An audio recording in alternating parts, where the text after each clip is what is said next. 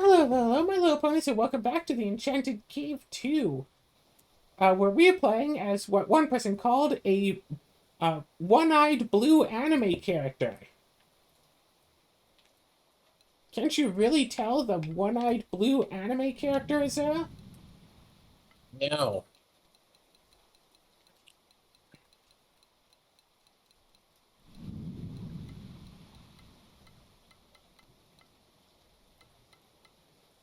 Rightio, we already put everything in the museum. There's nothing more to go on about out here. All that there is, let's see, we've made it to 92 before. Ooh, do we start on 70 or do we start on 90? I feel like 90 might be a bit much. I want to start on 80, but apparently we can't. So let's just sell all of this extra stuff that we have? Sure.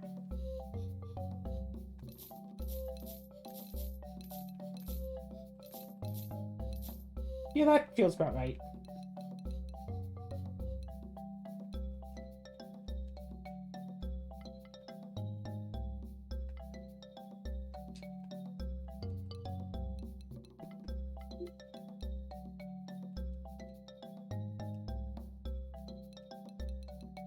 Yeah, let's just buy a bunch of potions. Oh, shoot. Maybe did that wrong. Oh well, whatevs.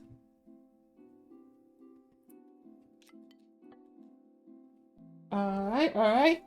So it's been a little bit since we played, so I don't remember exactly all of what we need.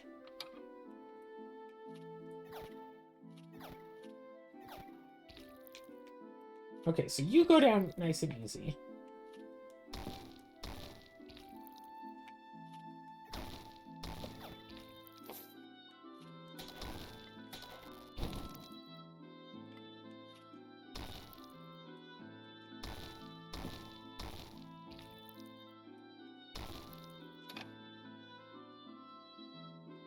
As we just kill off the enemies, keep advancing further and further, nice and easy.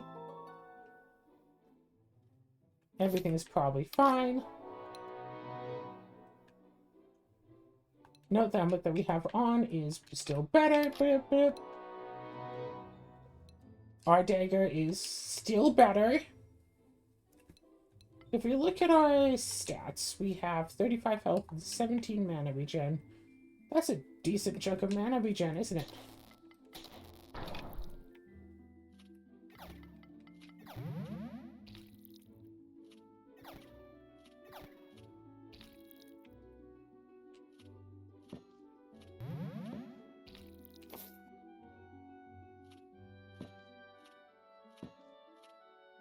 So at least at 470, we don't really have anything to worry about with all of our amazing healing. So let's just go down to the next one.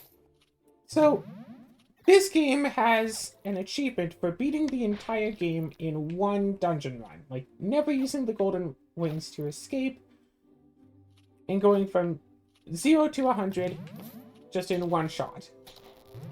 And I thought that the best build to do that in would be an attack-based build. If you get enough attack to one-shot every enemy, you should be golden.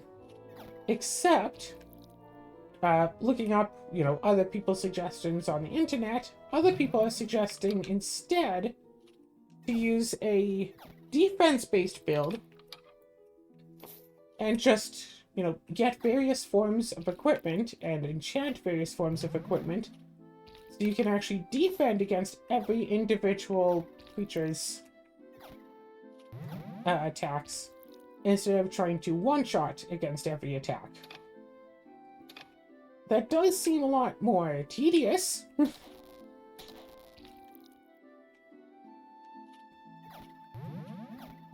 Also, they recommend getting the healing, as fast as, or at least as soon as you can get regular mana regen. Or to just start putting... So, but I remember a time that I did try to go with the defense strat for this, and it stopped working really, really quickly. So who knows, maybe you just have to get lucky. But someone else posted that they were able to get it just by getting into New Game Plus. Their character was so strong that, I mean, they were already able to get from 1 to 100 already, so they just did that again, but now in New Game Plus. So if that's a possibility, maybe I'll just wind up going for that instead.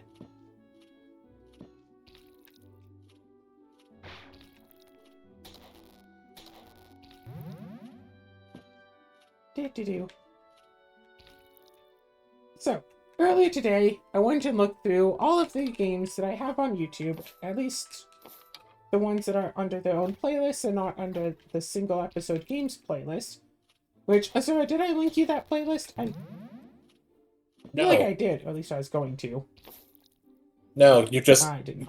gave me a written list of all the ones that weren't in that list. Okay.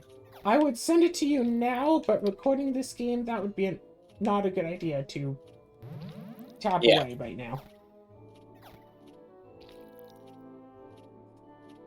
So we looked through the list to find various games that, hey, maybe I should continue them. Like Divinity 2, which I believe I only really stopped because I was only recording on my handheld computer, and recording on that isn't exactly great.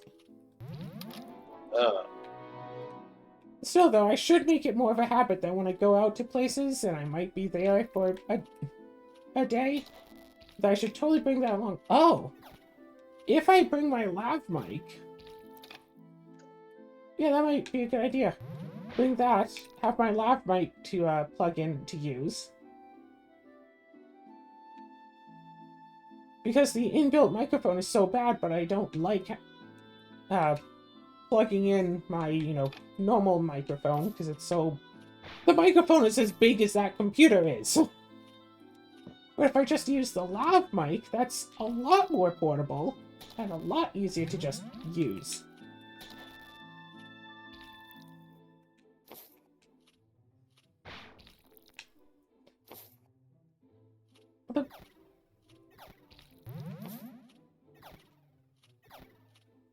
Yeah, I want to just pick a game from the list, and I just want to just sit down and just play through the whole thing. Just beat the whole game, and just have it set for a weekly upload schedule.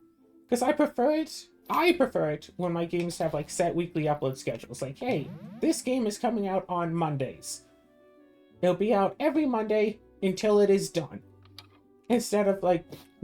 Oh yeah, it's coming out Monday and Tuesday and Wednesday and Thursday, and then it's done.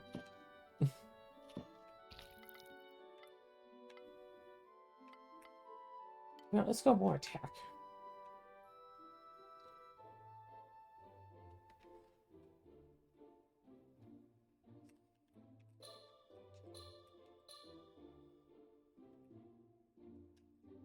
One more level, and I can finish that tree.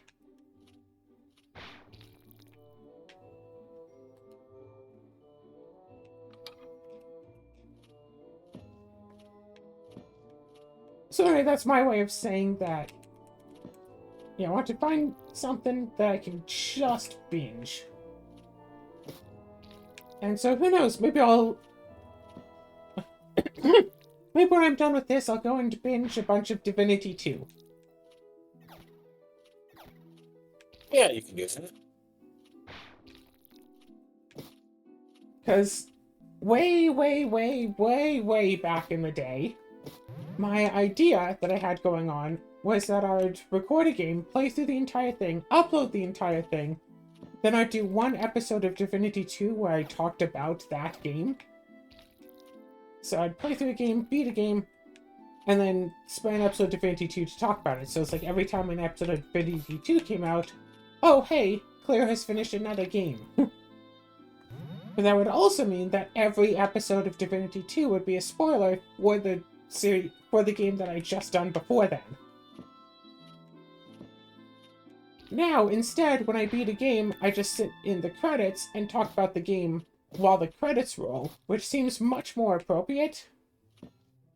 Yes, yeah.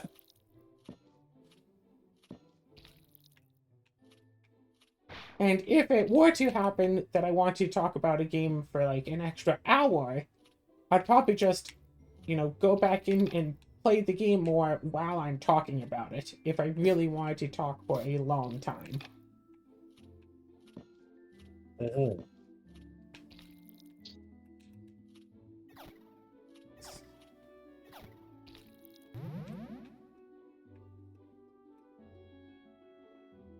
All right.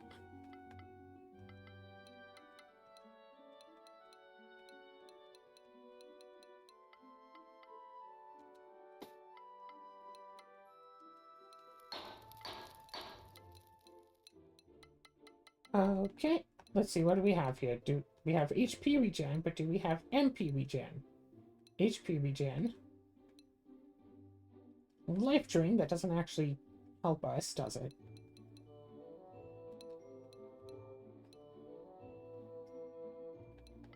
I guess I could just put 10 points of HP regen on this thing.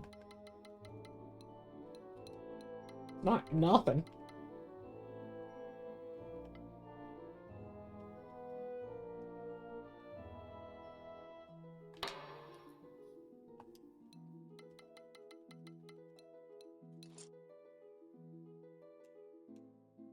There, everything is perfect now.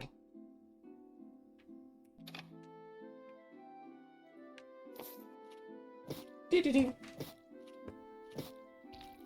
Yeah, I just love the whole thing of like, yeah, I spend a day just binging a game, and then it's going up for the next, like, 12 weeks or something. Like, okay, I don't have to worry about Mondays anymore. That's done. And, like, I really liked it back when I was able to just have, like, an extra month of recording just done and ready.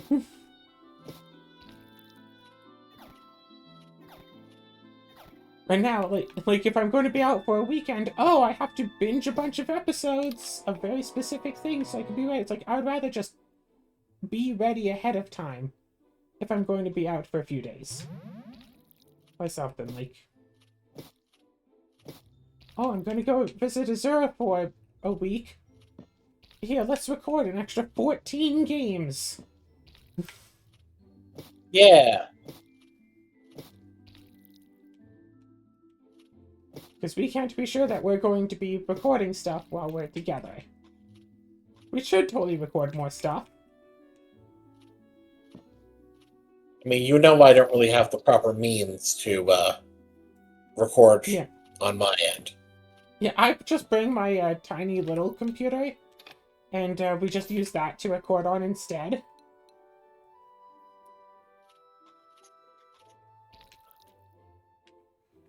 Do-do-do-do.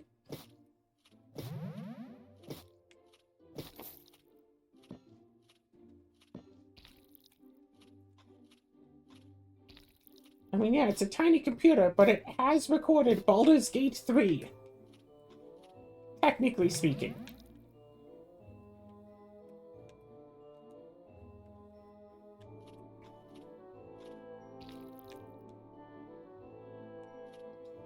How funny would it be if I had set my OBS hotkey so every time I recorded, I'm also just randomly streaming on Twitch? Like, I can't see the chat or anything, but I just start streaming on there. And it's like, yeah, there's just some random streamer just playing a game at 10 p.m.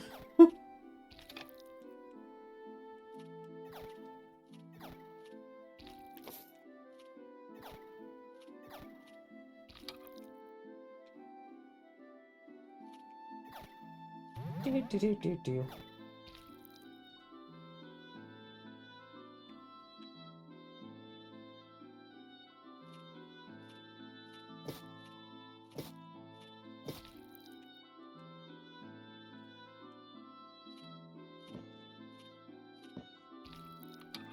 Oh, look at those trolls dealing like 1 damage, 2 damage.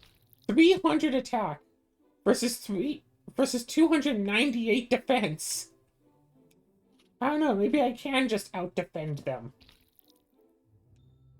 But then there's stuff like this that also does fire damage, and then it becomes less of a possibility.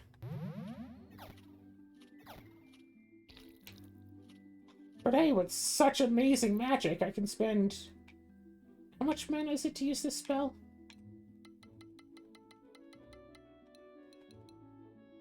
$20 mana to heal 223. So each 1 mana regen is like 11. More than 11?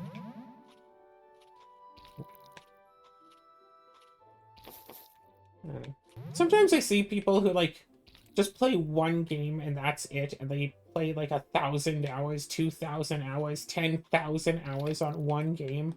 And I kind of feel jealous because it would be really nice to just have such a game where I could just keep playing it day in, day out, and just never get tired of it. Some people play, I don't know, Call of Duty or Counter-Strike or Minecraft or whatever, or World of Warcraft for hours upon hours upon hours on end, days on end. And they just never get bored of it. And it's like, wow. And it's like, yeah, I like Rune Factory 4, but... I think the most I played of that, really, in a session was like 8 hours, and I was getting really bored of it by the end.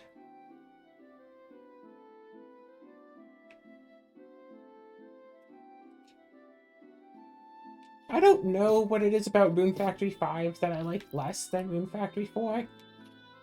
But I do know that there is something about it.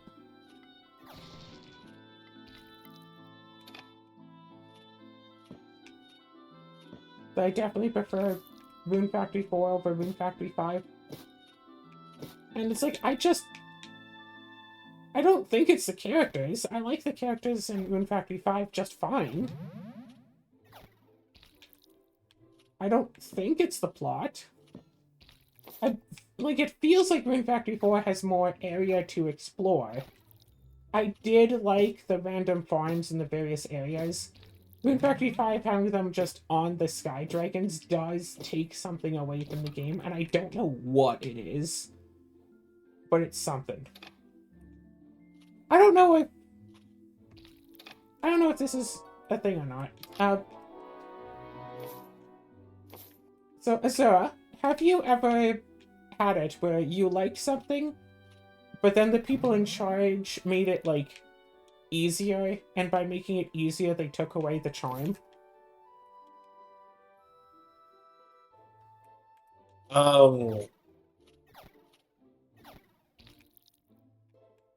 I don't know of anything specifically.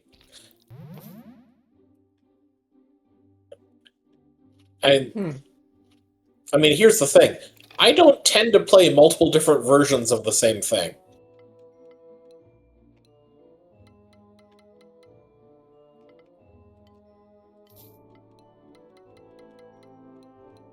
Yeah. What would be the best way to describe it, really? I'm not sure what the best way to describe it would be.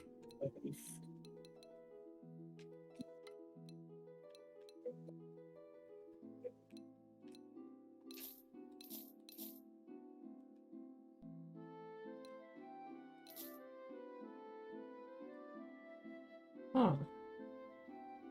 No, right? I mean, 5% kill chance is nice, but still no.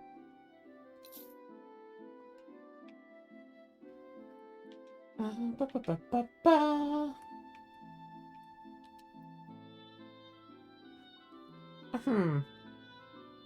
I don't know. Like for example, you like your blueberry drinks that you get. I know you really like those. But imagine if they came out, it's like, yeah, you could just buy it by the gallon now. By the way, you can't buy it by the bottle, you have to buy it by the gallon. You have to buy, like, milk jugs, but it's the blueberry juices in milk jug form now. And I mean, that wouldn't be a problem for me. Like, as once I learned that, let's say, Arizona iced tea also came out in, like, the 4-liter jugs. If I get Arizona iced tea, that's what I get.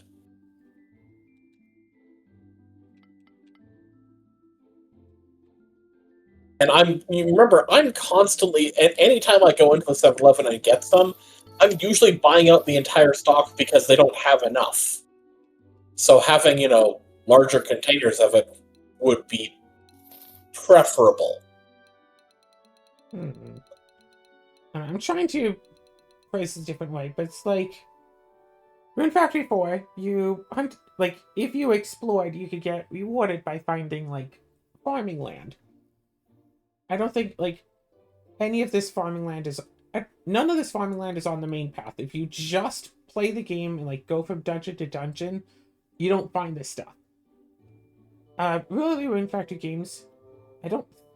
Rune Factory 4 also got rid of having, farms in the dungeon, which I really liked the idea of, and what explained why different farms had different seasons to them. For Rune Factory 5, it's like, yeah, you beat the first 4 dungeons, whatever. Here, have a big dragon that will just stay in one spot forever. By the way, it's not a seasonal farm, it's just whatever season it is. And it just stays here forever. And you can expand it and whatever. I don't know, maybe maybe I just don't like the flavor of... Yeah, this dragon will stay here for you forever. This dragon you just met gives you a ride back to town and also will just never move again. And just be your farm.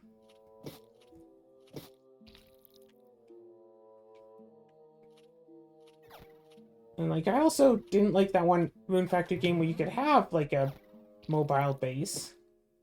In that game, the farming was much, much, much less than a normal Rune Factory game.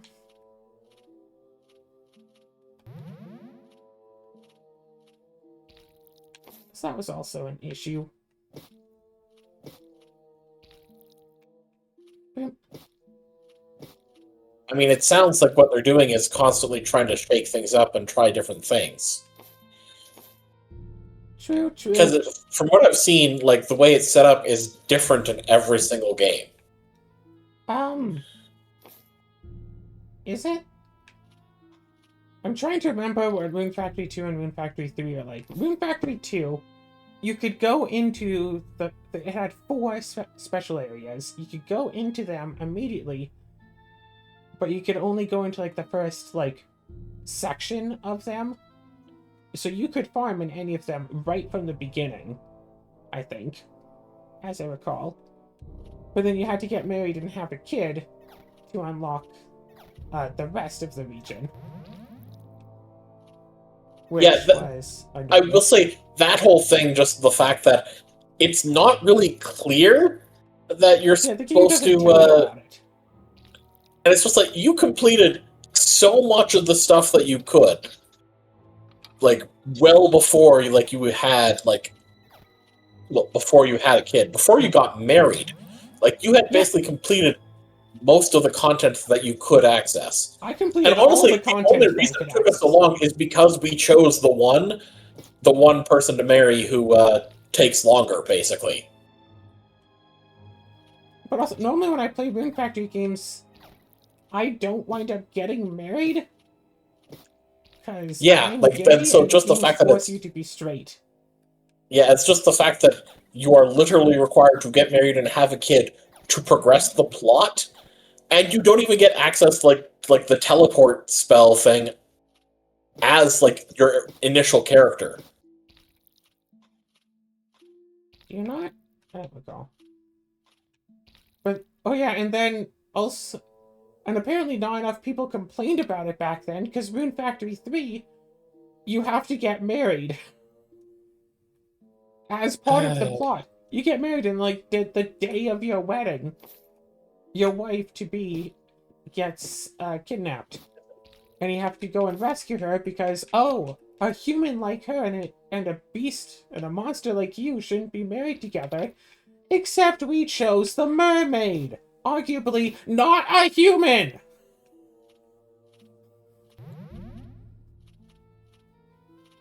We chose to marry the mermaid, who is, as far as I can tell, not human. The game doesn't care.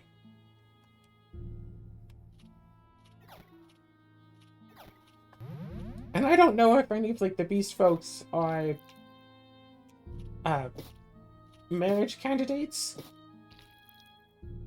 Because if so, then, like... Well, what if you tried to marry them? Would it say that you're the human then?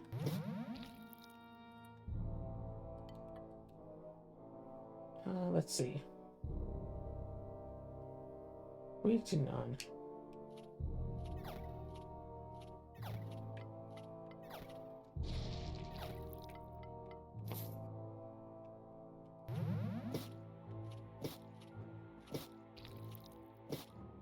Yeah, but... Yeah, the Rune Factory games kept trying to change things up, and frankly, Rune Factory 4... Okay, Rune Factory 4 had a lot of really good things going for it that were unintentional. For example, if you wanted to use a shop, but the shop is closed, well, normally, you'd just be out of luck. Well, you can't use the shop because it's closed.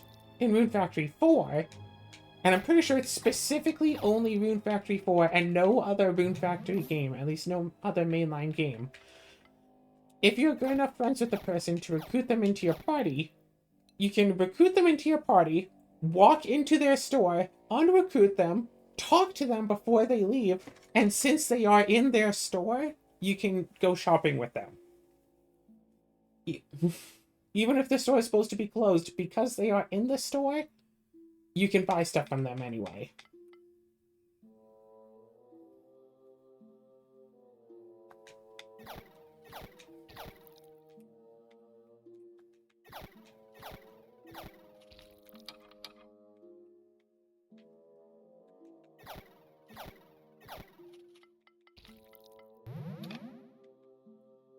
Which, yeah, doesn't sound like that's how it's supposed to be, but that is absolutely how it is, and I really like that, and I really counted on that. Also, there were two people who would sell you an unusual assortment of goods. One of whom, if you want to buy his stuff, you have to basically go to his living quarters with him in there, and then you can buy his supplies from him. But the other person, Raven, if you want to buy from her, all you have to do is talk to her. And both of these people, if you save and reset the game, or if you just reset the game, they'll change up what they have for sale. So I had a save. I've had it where I had Raven in my party, save the game, talk to her. She doesn't have anything I want, reset the game, talk to her. Reset the game, talk to her. You can do basically this in Rune Factory 5. They kept in the thing of, if you reset the game, they change what they have available for sale. But it takes so much longer to reset the game, go all the way over to the guy's store, go through the loading screens. So on Switch, the loading screens are pretty long.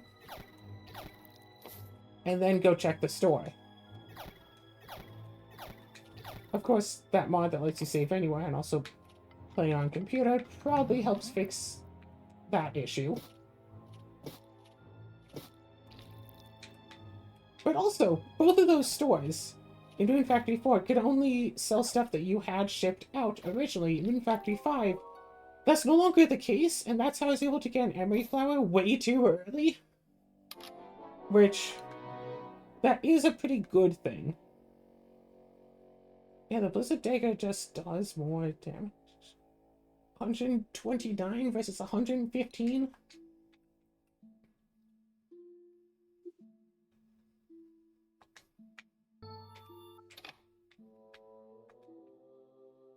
Yeah, defense crystal. Wasn't expecting to get any new crystals until 490.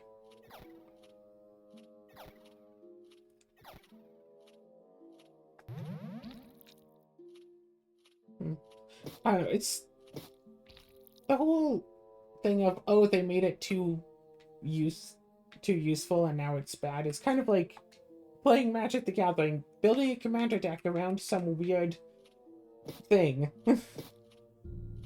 Build a whole deck around some weird, stupid thing that's not particularly, like, strong of a deck, but it's just funny that I could do it. Like, say, I built that deck around Bad End Theater using cards that already existed, and I just made, you know, took art, put them onto cards that existed. The deck is okay, It's not awesome, but it's an okay deck. And I like it because, like, I made it myself, but, you know, personal touch and all that of something that I enjoy. If Wizards of the Coast were to go and make, like, a special secret layer Bad End Theater deck with all new custom-made cards for all of the characters and blah blah blah blah blah, this is now the official Bad End Theater Commander deck. And it's like, with all new cards, that's like, yes, we actually have the characters as their own cards. Instead of it just being, you know, reskin of other cards, I'd feel kind of bad. Because, like, hey, I put so much thought and effort into something that I thought was pretty cool, and now it's like, oh yeah. Or I could just get their thing. And that's just better than what I made. So why wouldn't I? Person, you know, I play a card for however many years, and then Wizards of the Coast just comes out with a card that's strictly better, so now everyone wants me to play it, or I'm playing a certain commander for a deck, and it's like not a very good commander, until one specific card that comes out that makes an infinite combo with my commander. Now everyone assumes I'm playing the new card, even when I tell them, no, I'm not, I just like this commander. They don't care, because they don't trust that I'm not playing it, so they all just assume that I am. And it's like, you made this better, so now I don't like it. But I can't actually explain that to anyone without seeming insane.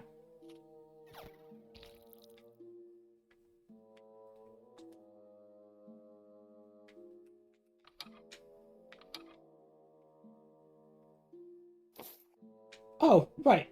Here's the answer. It's like, hey, you're playing Dot Hack and you're enjoying it, right? Here's the cheat code for you to put in to get to make all of your characters level 1 billion. Like, I'm just guessing that you wouldn't. Yeah, no, that doesn't sound fun. Exactly. Yeah, something like that. There we go. That's a good way to describe it. I mean, okay, yeah, if the quote unquote thing making it easier takes away the entire gameplay loop, I mean, yeah, then you're not doing anything.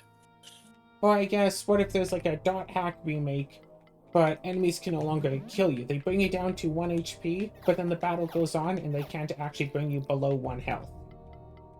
So, you cannot actually die from enemies. And that's just a core baked in part of the game. And everyone says, hey, this is so much better, because now it doesn't matter how bad I play, I can't lose. So I'm back. I always win eventually. And it's like... Yeah, I definitely have to say in that particular case, considering the whole thing about the games is that, like, yeah, losing to even a regular enemy, like, basically you it's not quite a matter of you die for real, but it corrupts your entire account. Like, lore-wise, basically it means, yeah, dying at all, you... Yeah, dying Although is that's bad. not so much the case with GU, So but it's just like, in the first one, it definitely is. Yeah. So if they just take like, that out, and then people are like, oh, this is great, because now I can't lose, and it's like, that's not the point.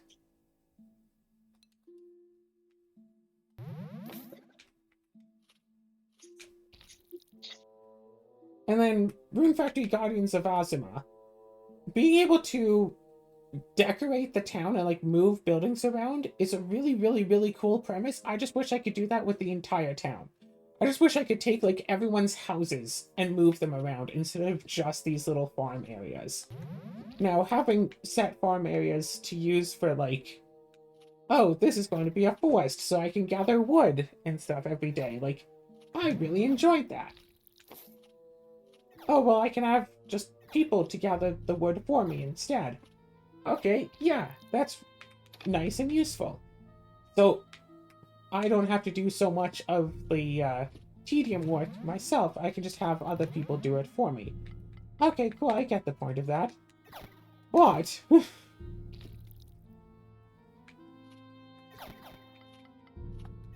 I find, personally, that Rune Factory games are generally way too easy when it comes to combat, as evidenced by my watering can only playthroughs, where I can play through the entire game and only have a few moments of difficulty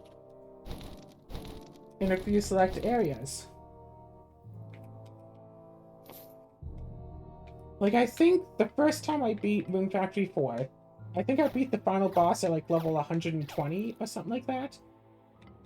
I beat it with watering can only at level like 140. Like, not a lot of levels higher. And like, yeah, that boss could one-shot me with just a watering can. Like, if he does a certain spell and I'm standing in the wrong space, I will die. I just have to not stand there, and I'll be fine. Ooh, attack and defense.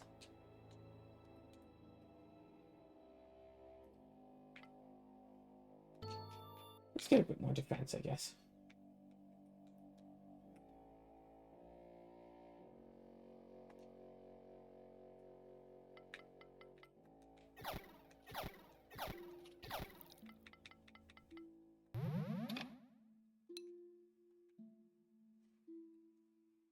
Uh, 115 attack.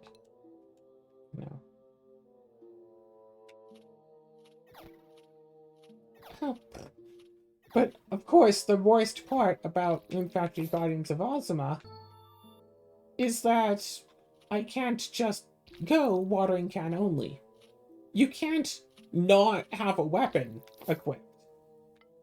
Which is a really weird thing, because in every other Rune Factory game, you could theoretically not have a weapon. You wouldn't be able to attack in any of those games if you don't have a weapon. But you could potentially not have a weapon. Guardians of Ozma, like, you have to have a weapon. You can't unequip yourself. Which, I guess, is supposed to be like, oh, hey, if people play this game, a lot of people complained that they accidentally took off their weapon in previous games and then weren't able to do anything, so we made it so you can't do that here. But if someone disarms themselves and tries to fight, one, they should still be able to fight, and two, that's kind of their own problem.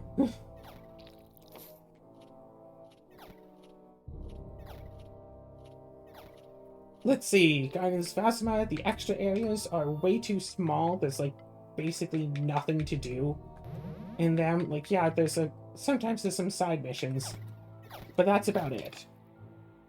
Sometimes there's a little bit of stuff to do, and that's it.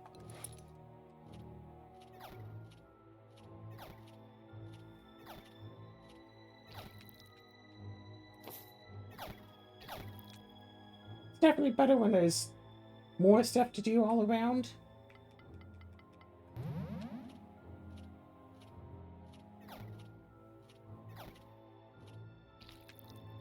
Plus the entire potential that I thought that I was getting into, where depending on what gender you choose to play as, changes the entire lore of the game, would have been a really, really, really amazingly awesome thing to actually see.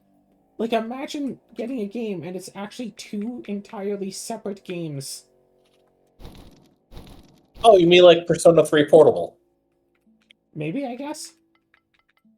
Yeah, because the original Persona 3, you just have your character, and basically all other iterations of the game, you play as that character, but Persona 3 Portable had the other one where you play as the female character, and it changes around everything. It kind of changes around, like, the friendships and relationships that you have, and just, Yeah, that sounds it cool. just completely changes everything.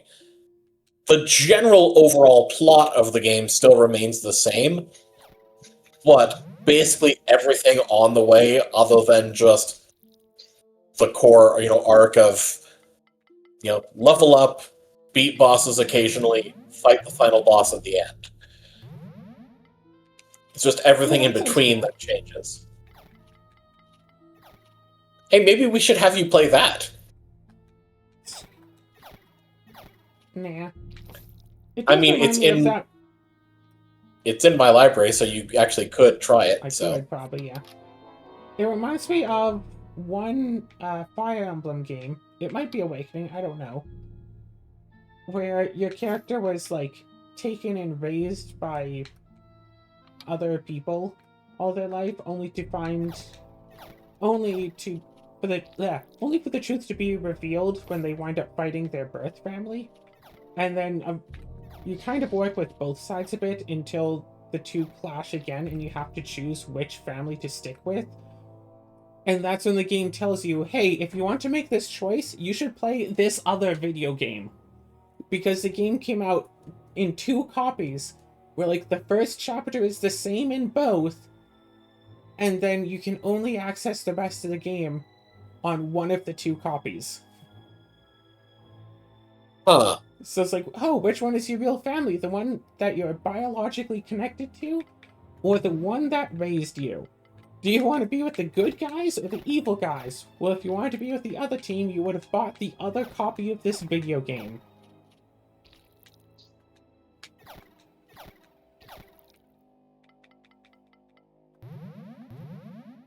Which would have been an absolute jerk of a thing to only get revealed after you've already bought the game.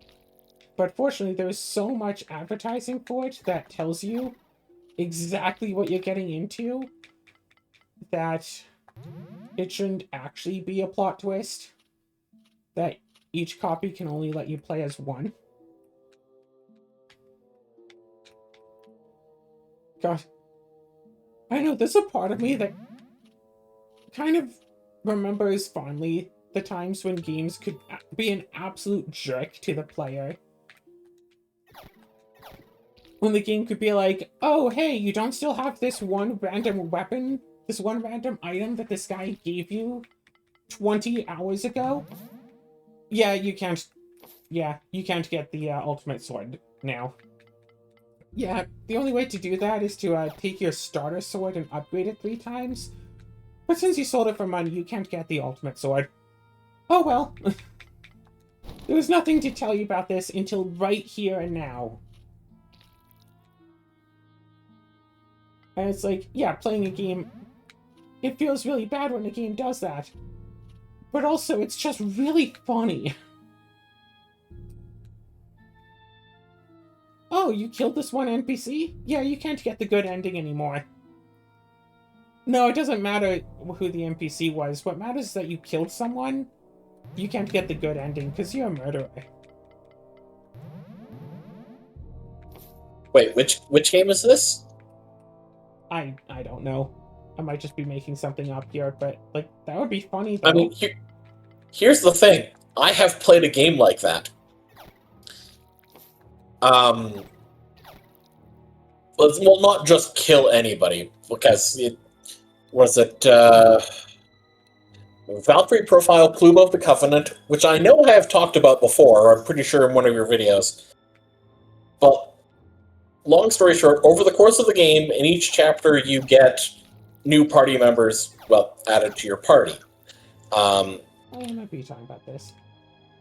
And basically, in any chapter after they become a permanent party member, you can use a particular ability, which I think you can use once per any fight, to basically give that character make them super powered for the rest of the fight, but then they die at the end of it, and then you have access to a unique ability, depending on which person you've killed off, for the rest of your save file. And it's a new game. It's a game with like New Game Plus, so every time like you go through another loop, you have access to all the previously unlocked abilities. Now, there is one that you're forced to do basically in the prologue. But the idea is to get the good ending, you have to sacrifice no other party members over the course of the entire rest of the game. And like the other endings, the second best ending is if you sacrifice exactly one other person, and the other one if you sacrifice more than 2 or more over the course of your game.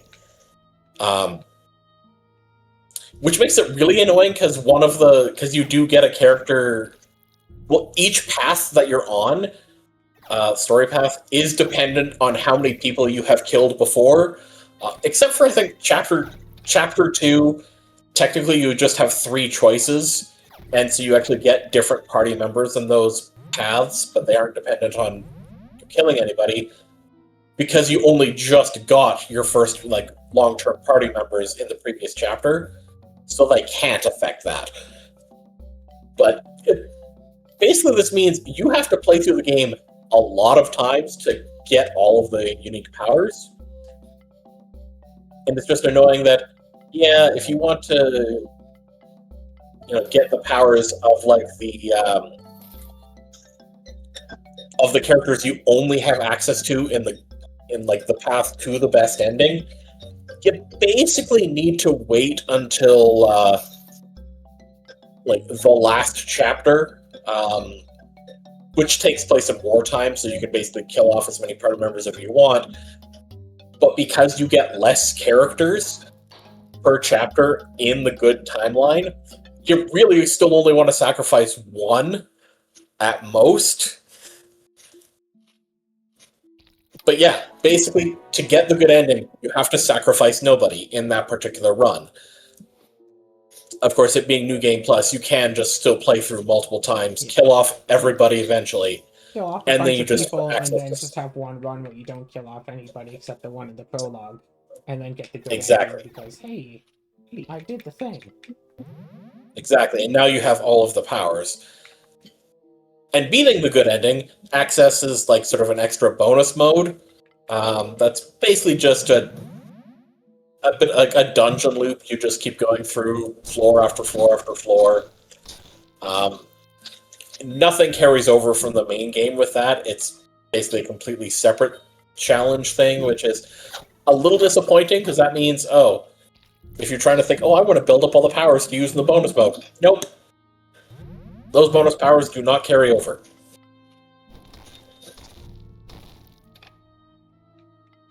But yeah.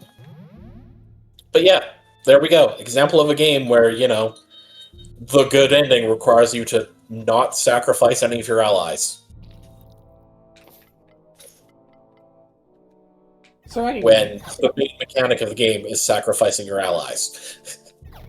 Reminds me of a totally different game that I had played once, where there was some sort of ultimate weapon, and you get to see it be used in a cutscene really early on, where there's 1,000 orcs attacking a human army. One guy holds up basically this gun. It turns into a giant gun and just obliterates this entire orc army. And you get told, yeah, it's, the ultimate weapon. Huge amount of power, but at the cost of whoever uses it dies.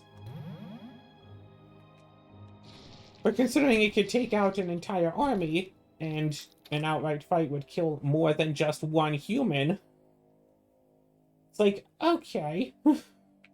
I can see why people would want to use this.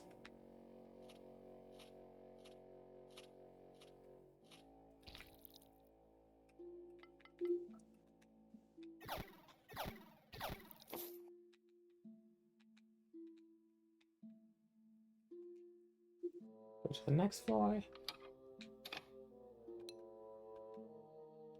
I am wearing a regeneration robe.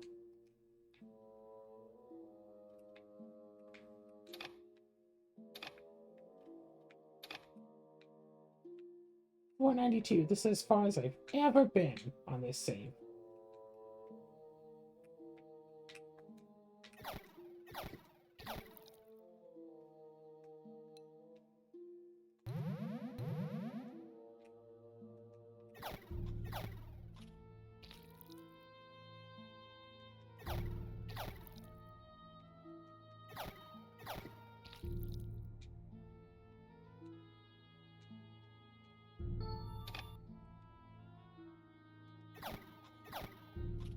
Right.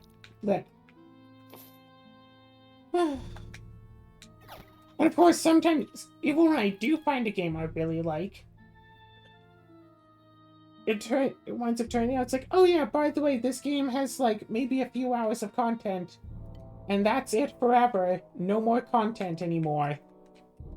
God, I hate it when that happens. And it's... Achievement! Yeah, I completed the combat section. Magic section done, combat section done, now it's just the potions section, which probably should have already completed by now, but I wanted to get those achievements for combating magic. I need to use the bathroom, so I'm going to switch over to my phone so we can keep talking. Alright, Right, a token war. I was thinking about that game earlier, and it's really, really, really bloody annoying that there is no proper thing for, hey, I liked this game. Is there anything that's like this game? Because all I find are just, like, probably just computer-generated things, where they just take, like, oh, this game has combat. You might also like Counter-Strike.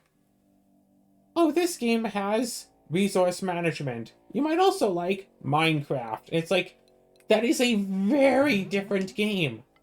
Like, I would like opinions from humans, please? Who might understand. Like, it's not just a... The game isn't just... I don't like Token War just because it has certain, like, traits to it, but because of, like, what the game is, like, in general. Like, the playstyle of the game is really, really neat and interesting. You have a board, and you can put down various units and move them around as the units can go.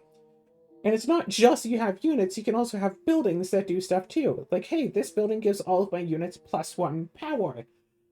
Or you could put down a building that's like, hey, every 3 turns, this can make, you know, a little unit that can move around and attack and stuff. And, like, yeah, it's really nice and useful. Unfortunately, the bots don't understand. That's why I like the games. So you just see, oh yeah, you like this game that... It has base building, right? Play Rust! Play this very... Oh, you might also like this super popular game that obviously you've heard about because you've been on the front page of Steam. So you've definitely heard of this game. Yeah, obviously. These games are so... Like, no, they're not. They're really not. I think there's one that's like, hey, you like Inscription? You might also like this weird game. I tried it, it's like, okay, not Inscription, but I do also like it.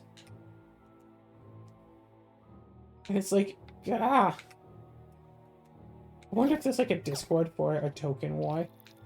Just so just to go on there and just see if people have like made extra levels and stuff. And like, the game is pretty darn polished, but it's not like perfectly darn polished. The game has a few issues here and there. But overall, it's really nicely made and really cool. And like, if you could just fix up those few last issues, it would be amazing.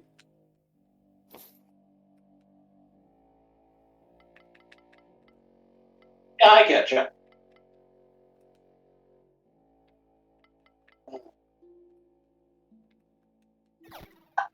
You know, as for the like trying to find games that are actually like other games, the thing is, I feel like it's weird to get something like that sort of thing started, because you'd need to find somebody who has played, you know, X game Has played the game and played other games.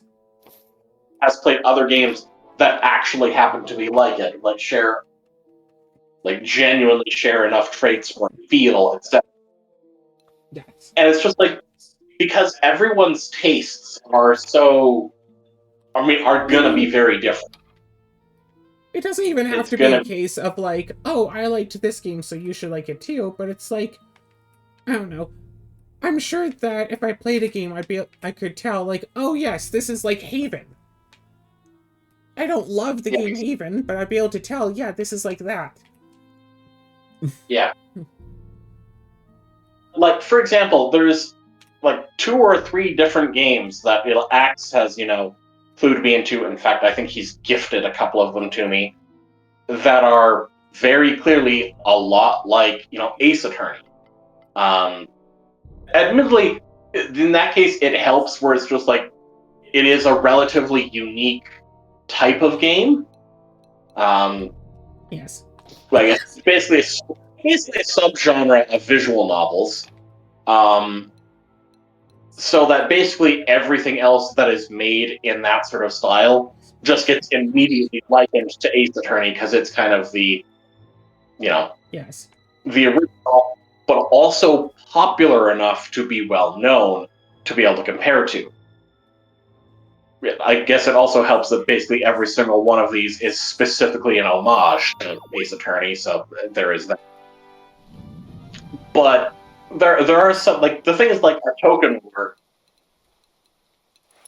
like, it has its niche, but there I can't imagine it's like it's considered well known enough, like that there's a lot of people, like that there's enough people to actually have other things to compare it to that are like close.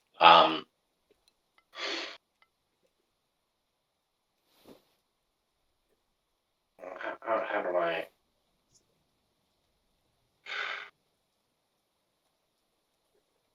Yeah. Yeah, like occasionally I just find some weird indie game that's like absolute gem in the rough. And it's so weird that I'm the one who has to go through all of the games and just search Steam through game after game after game after game after game to finally find something that's actually great. And there isn't just some, like, I can't just go into like Reddit indie game Diamond in the Rough and just find all of these games from a list that, like, not just a single one person, but like a group of people have managed to curate of various games that are all really cool. I mean, if that's your thought, why not, like, make that subreddit? Why not just actually start doing that yourself? I don't You're know, maybe start a already manually subreddit. playing so many of these, like, unique little indie games, and, like, you're saying there's nobody else doing this, like, putting out this information and all that. Well, you're in a unique position of having the information that you've gotten, through going through manually.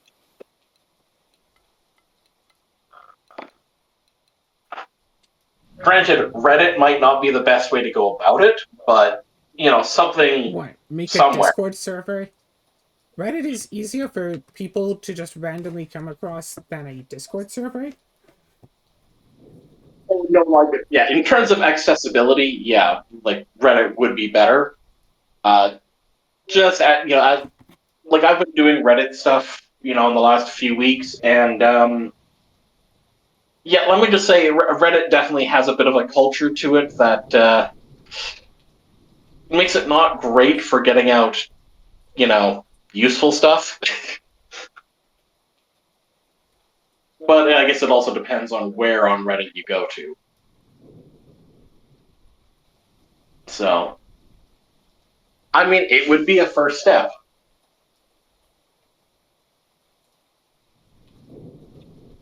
But yeah, it's like, oh, you want a really good, cool, little known indie game? How about Hollow Knight? And it's like, I think everyone who's been on the internet knows what Hollow Knight is by now. Yeah, Inscription Hollow has, Knight is. hey, you like indie games? Try Stardew Valley.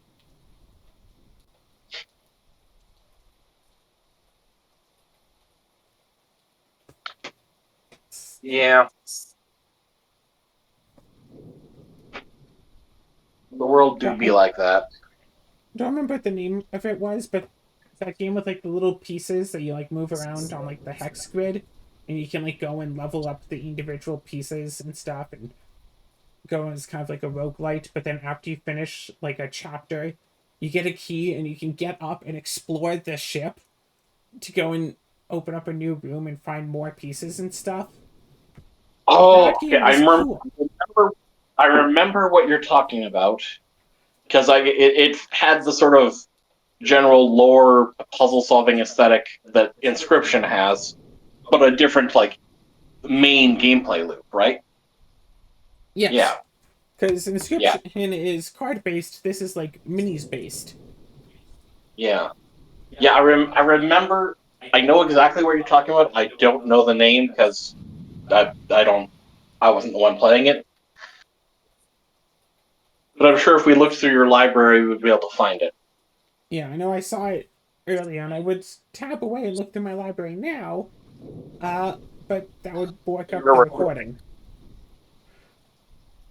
So actually, I'm just going to open up Steam on my phone here and try to, let's see, library? Do you remember when you played it last? No. Because it feels like it couldn't have been. Okay, it definitely wasn't more than a year ago. It was more recent than that. You sure it's more recent than a year ago? 90% sure. Because, yeah, it has been a while, because, like, that was also a game, like, I beat it and didn't really need to play it again. Inkshade, that's the game, Inkshade. Whereas a Token War, I beat it and, like, I want to try again with new strategies. Inkshade, I found the winning strategy, and it's like, I don't have to play it in other ways. I found the way to win, I won with it. Yeah. I don't feel like I have to play on higher difficulties or with different strategies. But it was still a really cool game to play. Heck, the Enchanted Cave 2, pretty nice game. I'm playing that one right now, technically speaking.